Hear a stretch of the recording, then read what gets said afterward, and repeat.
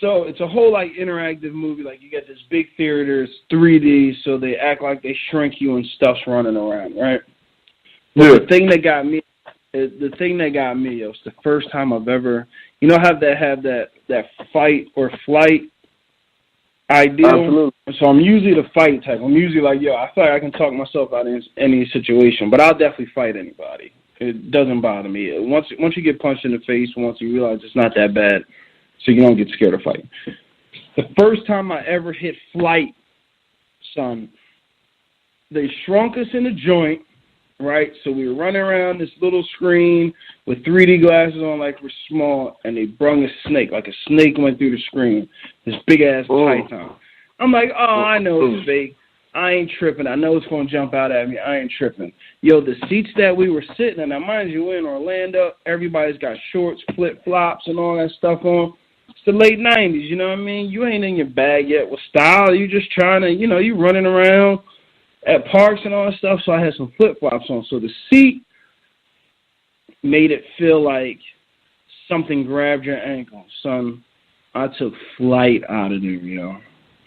Bust open the ride door and everything. And I was 300 pounds, and I screamed like a mother. Ah! And I was gone. Bust through the ride door. People were like, yo, what happened? I ain't like nothing messing with my ankles, yo. I thought it was a real... No, I thought it was like rats on my ankle, yo. It was nuts, yo. First time I ever hit flight, yo. And I hit it heavy. I keep telling people, yo.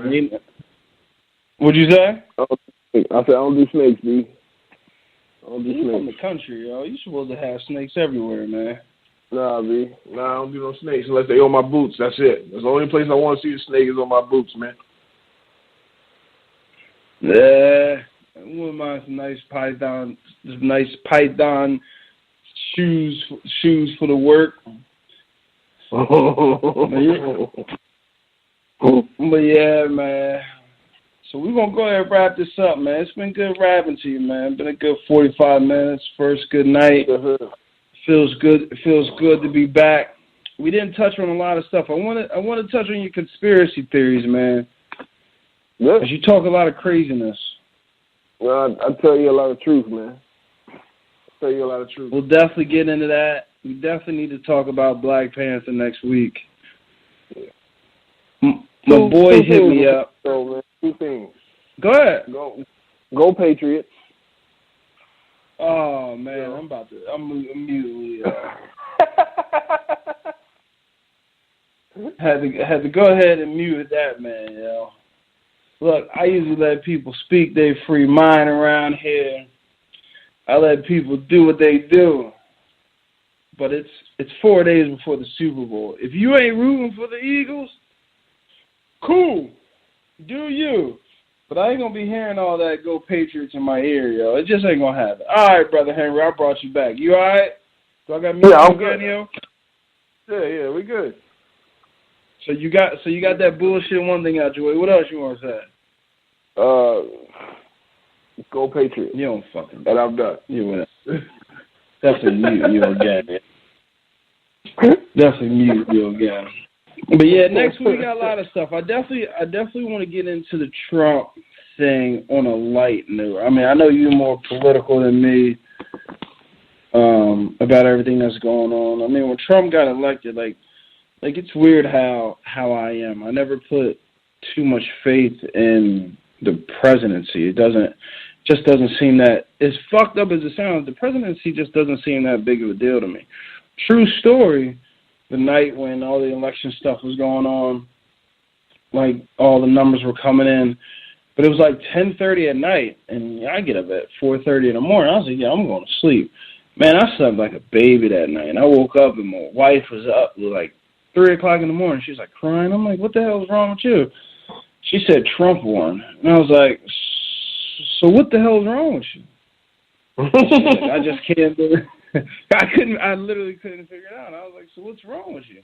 She was just like, I can't believe it, and all this stuff. And I was like, yo, who cares? Like, do you think anything's going to change today? Like, there's nothing, like, me being her husband, I damn sure not going, I'm not going to let anything change. But it's not really that big of a deal. I mean, you'll have different taxes and all that stuff, but, I mean, I'm a firm believer that the local government is more important than the presidency. I think the presidency is just a bunch of figureheads and people running around talking shit on TV. But that's just my opinion. But I said like a baby. So I definitely want to get into the Trump stuff and the State of the Union because I know you brought that up earlier. We didn't get a chance to talk about that. So I'm gonna do some reading on the State of the Union. I want to talk about aliens next time, man. It's a big topic I want to get to, yo. We had an alien come into our solar system and like no one gave a fuck, and that was scary. It's because he was going to Baltimore to get a chicken box, B. That's not abnormal. Yeah. You got to get off of this whole Baltimore with terrible stuff. You had a hell of a time in Baltimore. I was there, B. I seen you running through the streets of Baltimore with smiles on your face and your little onesie overalls, B. We ain't going to get into all that here, but we're going to discuss some aliens next week. I definitely want to get into some sports talk. You know, for all y'all listening out there, I definitely want to talk about James Harden scoring 60 and Blake getting traded to the Detroit Pistons, and if that shit even matters in the grand scheme of things, and LeBron might be going to the Warriors.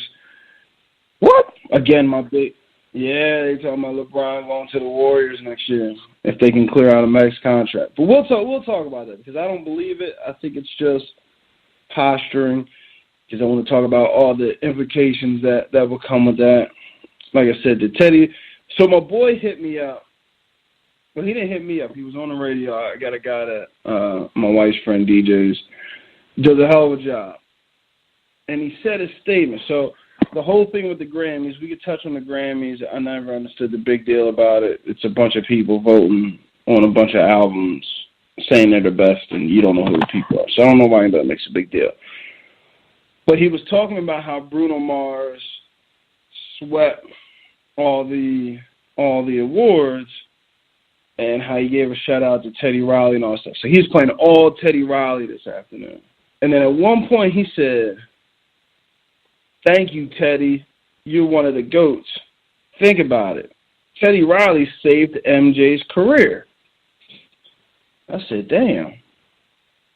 Did Teddy Riley really save Michael Jackson's career? Oh, and I think it's a good discussion because I looked up a lot of stuff with Teddy Riley and Michael Jackson, and it's probably the last good album he had. But it's tough to say that Teddy Riley saved Michael Jackson's career. When Michael Jackson, the album before went, diamond. So I think it's a good discussion if you want to talk about just lighthearted music. I want to talk about how kids ruin your fucking life too. I think that's a big discussion because the last episode of the Off-Ramp, season 1, was August 9th, 2013. And my man Billionaire Brown called me, and this is how this kind of came back. Because we were doing the podcast or the radio show, whatever you want to call it. I loved it. I loved talking to you guys all night, cracking up, joking, going back and forth, having different discussions. And he asked me why I stopped it. Because we went on for a good couple months, and it was a good run, but we just stopped. And he was like, "Why'd you stop?" And I was like, probably just laziness. I didn't really have a reason. I always wanted to start it back up. And if you think about 2013 versus now, podcast has taken a huge jump. Like, I feel like an idiot. I feel like if I'd have kept this thing going for 4 or 5 years, Daddy probably could have retired and really just talked to y'all and really had his fun. But, it is what it is. So, but I'm back. We're back, having fun, cracking and joking. But what I realized, August 9th, 2013, my son was born July 8th, 2013. So it wasn't laziness. My kid fucked up my career. So I want to talk about how kids ruin that. Everybody swears they're great. They're the greatest thing in the world. And I swear every time you come, a little bit of life leaves you. And if it formulates into an egg, then they drain you even more. I mean, they're great watching them grow up, but boy, do they drain the life out of you. So I definitely want to talk about how kids run their life. We'll have a couple more things to talk about. Next week we'll definitely have our Angry Black Man segment. I mean, look, it's Black History Month.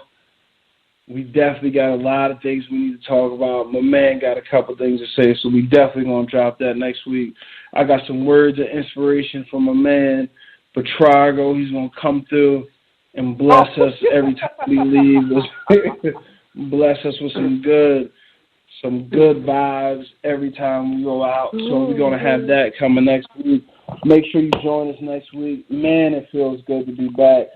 Brother Joe, I appreciate you for hopping on as always.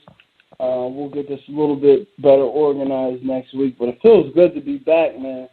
I feel like Mace when he talked shit about Cameron and then left, but I ain't going to leave you that quick. I'm back for a while. A couple more things to iron out.